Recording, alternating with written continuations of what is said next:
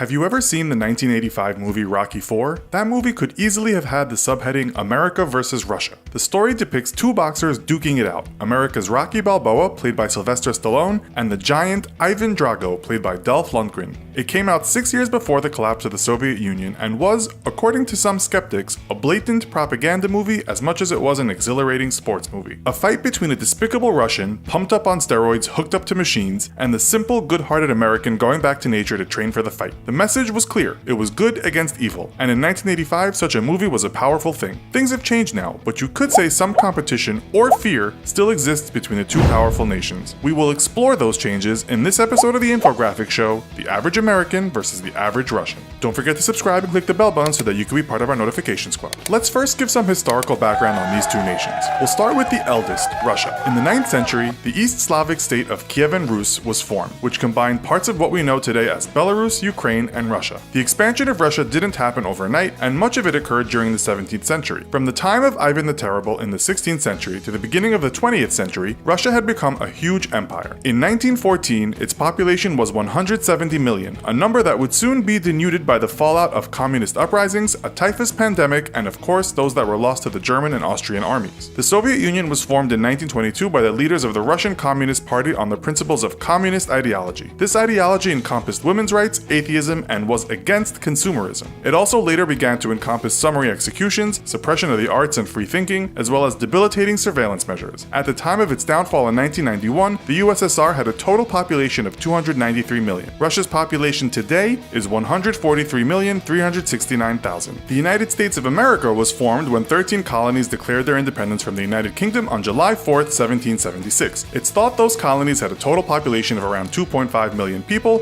most of whom had European ancestry, including English, Scottish, Irish, Scotch-Irish, German, French, Dutch, and African, although many of the Africans were slaves. Religion was a mixed bag, with most people being either Puritan, Catholic, Anglican, Baptist, Quaker, or Lutheran. America quickly grew in size and stature, almost hitting 100 million in 1914, and at the time of the collapse of the Soviet Union, the US was home to 253 million people. Today, that population has swelled to 325 million. What about the Russians and Americans of today? Not many American folks today identify with being Puritan, but next to some other developed Western nations, the USA is still fairly devout. Christianity is the biggest religion with numerous denominations covering about 70.6% of the population according to Pew Research. Almost all of the rest of the people said they were nothing, atheist, or agnostic, with Jews only making up about 2% of the population and Muslims just 0.9%. Buddhists and Hindus were said to make up 0.7% of the population each. 75% of the Russian population belong to the Orthodox Christian denomination, 5% are Muslim, and 1% belong to the faiths of Judaism, Protestantism, and Buddhism. According to the same Russian survey, 8% of Russians said they are atheist. Let's take a look at the bodies of our two populations. A Western stereotype of Russia is that the country is home to a lot of large, strong people, perhaps embodied by the aforementioned fictional boxer, Ivan Drago, who was actually played by a Swede. Well, there is some truth to the big Russian, given that the average height of a man in the country is 5'10". The average Russian woman's height is 5'4.5". The average height for an American man is slightly less at 5'9" or 5'9.5", depending on the source. In America, the average woman is 5'4". As for weight, the average weight in Russia for a man is about 168.8 pounds, and for a Russian woman, 160.2 pounds. According to one Russian media source, the country, like many others, is presently experiencing more obesity, with about 30% of its citizens being on the wrong end of the scale. The same article cited a study that said after Mexico and the US, Russia is spending the largest sum of money on treating diseases related to obesity. We know from our other shows that America is leading the developed world in terms of obesity, with the average weight for a man being about 195.5 pounds, according to the Center for Disease Control. The average weight for a woman is 166.2 pounds. When starting out in life, who has it easier? According to the US's National Center for Education Statistics, 4 out of 5 of all Americans get through high school and come out with a diploma. Asian Americans do best of all in terms of actually graduating, followed by white, Hispanic, black, and last Native American. According to an article in The Atlantic, about 66% of those graduates will immediately enroll at a university. Almost 90% of American children attend free public schools, 7% pay for private schools, and 3% are homeschooled. The US budget for education is around $59 billion for 2018, a cut of $9.2 billion in 2017. More than 40% of people will attain a 4-year university degree in the US, according to the Organization for Economic Cooperation and Development. Many young folks in the US will take a gap year and travel abroad. In 2016, a study by the American Gap Association revealed that this gap year was beneficial to 97 or 98% of young people in terms of helping them develop. According to Bloomberg, Russia has the third highest level of secondary education in the world, with 54% of people attending university, according to OECD. Class sizes are small, and that's why Russia has one of the best literacy rates in the world at 98%, slightly higher than the 97.9% of the USA. High school is free, but what's good for students is they get out of school at 1 or 2 p.m. US students study longer hours. Russia is credited for having short days for students but good results overall. Private schooling is not too common unless students go to an international school. Russia also has the third highest university graduation rate in the world at 55%, only behind South Korea and Canada. According to a student loans website, Russians can expect to owe in the region of $25,000 after completing university, while in the US the class of 2016 graduates owed an average of about $37,172 each. What about after school? Americans have one of the highest average salaries in the world at $4,993 a month, although the minimum wage is only $7.25 an hour. According to the CIA Factbook, about 15.1% of Americans live in relative poverty.